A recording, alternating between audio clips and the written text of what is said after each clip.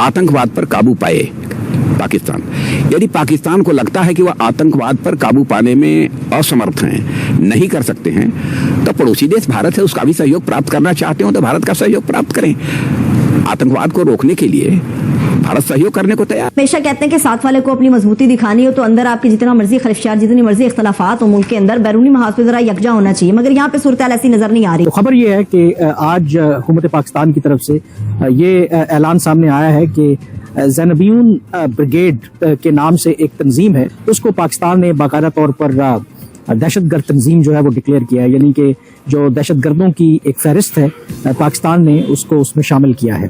क्या माशी हालात ने ईद की खुशियों को भी मजीद तबकाती बना दिया? हसन निसार साहब। देखें, बात सुने, आपको अमीर और गरीब तबका की बात नहीं करनी चाहिए थी, इससे कंफ्यूजन फैलता है। दो टोक अंदाज में आपको ये कहना चाहिए था कि ईद सिर्फ 5% लोगों की होती है, ठीक, जो साल भर चलती रहती है, और मुहर्रम एक ऐसा अवामी महीना है जो गरीबों के लिए सारा साल चलता है। और ये उस मुल्क में हो रहा है जिसकी भारी तरीन आबादी की एक महबूब हस्ती ने फरमाया था, मफहूम है 2 लाइनें, जब कुछ लोगों के पास उनकी जरूरतों से बहुत ज्यादा जमा हो जाए तो ये जान लो कि लोगों की भारी अक्सरियत बुनियादी तरीन जरूरतों से भी महरूम हो चुकी है। सबसे अहम पॉइंट इसके अंदर ये है कि उन्होंने कहा कि atmosphere free from terror and violence, कि हमें दहशतगर्दी नहीं चाहिए। कि पाकिस्तान के ऊपर हिंदुस्तान इल्जाम लगाता रहता है, मुंबई का इल्जाम हम पर लगा, पार्लियामेंट का इल्जाम हम पर लगा। इस तंजीम को दहशतगर्द तंजीम करार दिया गया है और बताया गया है कि ये कुछ कार्रवाइयों में मुलव्वस रही है पाकिस्तान में, तो इसलिए अब जो कालदम तंजीमें हैं पाकिस्तान में उनकी तादाद 79 हो गई है। बॉर्डर इशू क्या है कि पाकिस्तान और हिंदुस्तान की जो इंटेलिजेंस है उनका आपस में तावन होना चाहिए, दोनों की मिलिट्रीज का आपस में तावन होना चाहिए, और पाकिस्तान और हिंदुस्तान के जो ममालिक हैं उन दोनों को करीब आना चाहिए। अच्छे पड़ोसियों की तरह रहेंगे तो ये मामलात खत्म हो जाएंगे। अब जो असल हमारा दुश्मन है वो आ जाए इंडिया, पड़ोसी हमारा जो पड़ोसी मुल्क पे, अब वो ओन करना लग पड़े हैं। हाँ, अब वो बता रहे हैं कि भाई साहब हम घुस के मार रहे हैं आपके घर में। तो ये एक नया एलिमेंट आया है, पोस्टरिंग आ रही है कि जिससे पूरा पाकिस्तान भड़क उठा। हम लाते हैं टॉक शोज और अनलिमिटेड एंटरटेनमेंट सिर्फ YouTube पर। अगर आपने अभी तक हमारा चैनल सब्सक्राइब नहीं किया तो अभी सब्सक्राइब करें और बेल आइकॉन को क्लिक करके हमारी लेटेस्ट वीडियोस के बारे में अपडेट जानें। ये है 1450 साल पहले हमें बताई गई सच्चाई, हम मुनाफिक हैं, कोई नई बात नहीं, सबको सब कुछ पता है। ठीक, शहजाद साहब, ये पिछले एक हफ्ते के अंदर 2 बार बिजली की कीमतों में इजाफा, आखिरी अशरे में पेट्रोल की कीमत में महंगाई। एनर्जी एक ऐसी चीज है जिसके बगैर कोई भी घर अब चल नहीं सकता है। लोगों को बहुत कुछ अपना समेटना और अपने आप को स्क्वीज करना पड़ रहा है सर्वाइव करने के लिए, ऐसे बिल और इन चीजों को इस्तेमाल करने के लिए। अवाम किस तरह बैलेंस करे लाइफ को? और फिर अब जब हम बात करते हैं कि दिखाई बहुत कुछ देता है, उसके हुसूल के लिए फिर मसाइल और कहीं बढ़ जाते हैं, फिर हम क्राइम का भी हवाला दे सकते हैं। कोई तरीका, किसी तरीके से माशरे के अंदर कोई तवाजुन पैदा करने की कोशिश की तरफ बढ़ा जा सके? अच्छा, रियासत की जिम्मेदारी पे मैं आता हूं एक लम्हे में, लेकिन उससे पहले मुझे एक चीज कहने दीजिए कि अल्लाह ताला के अपने निजाम में जब इंसान एक जैसी कुव्वत इस्तात के साथ पैदा नहीं हुआ, अक्ल के हिसाब से, दौलत के हिसाब से, वसाइल के हिसाब से, रहन सहन के हिसाब से, हर माशरे के अंदर कमियां और बेशियां हैं। बहुत अमीर भी हैं, बहुत गरीब भी हैं और बहुत सारे दरमियाने भी हैं।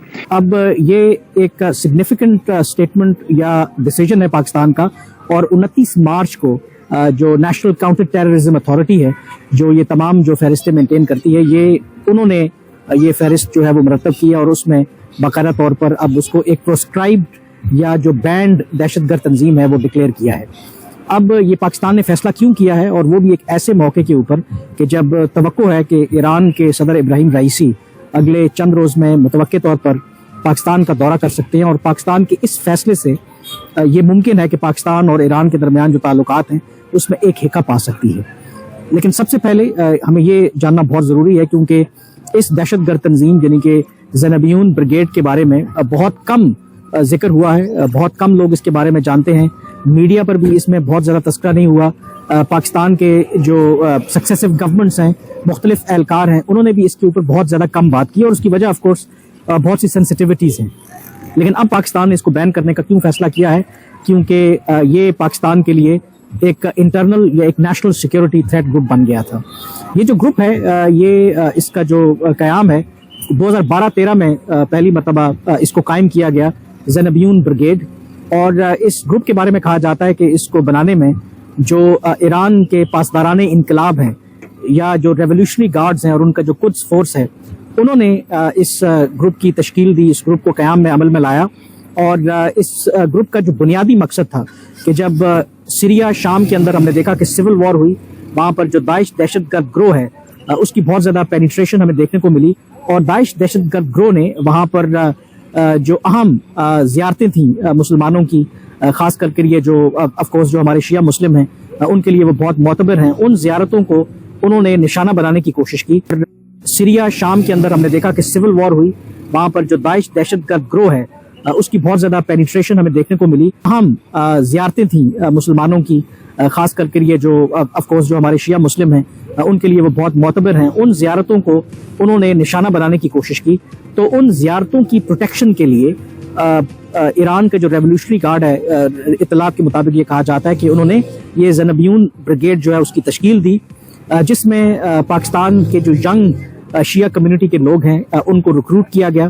اس میں جو بیشتر جو ریکروٹمنٹ جو سامنے آئی وہ پارا چنار جو کرم کا علاقہ ہے وہاں سے ایک بہت بڑی تعداد میں جو ینگ شیعہ اسٹوڈنٹس یا وہ پڑھنے کے لیے ایران جاتے رہے یا پھر وہ زیارتوں کے لیے جب جاتے تھے تو ان کو وہاں پر جو ایران کا ریولیوشنری گارڈ ہے, جو قدس فورس ہے, انہوں نے ڈفرینٹ انسینٹیوز دے کر کے ان کو ریکروٹ کیا اور ان سے کہا کہ یہ ان کی مذہبی ڈیوٹی ہے, یہ ان کا دینی فریضہ ہے کہ جو داعش دہشت گرد گروہ شام کے اندر جو مقدس زیارات ہیں ان کو نقصان پہنچانے کی کوشش کر رہے ہیں, تو ان کی حفاظت کے لیے, ان کے تحفظ کے لیے وہ اپنی خدمات پیش کریں. اور اس کے بدلے کہا یہ جاتا ہے کہ جو پاکستانی وہاں پر سیریا میں گئے یہ کام کرنے کے لیے ان کو اچھی خاصی تنخواہیں دی گئیں. اور اس کے ساتھ ساتھ پھر نہ صرف زینبیون بریگیڈ جو ایران کے ریولیوشنری گارڈ نے وہاں پہ تشکیل دی, بلکہ افغانستان میں بھی جو وہاں پر ینگ جو شیعہ کمیونٹی ہے ان کو بھی ریکروٹ کیا اور ان کے لیے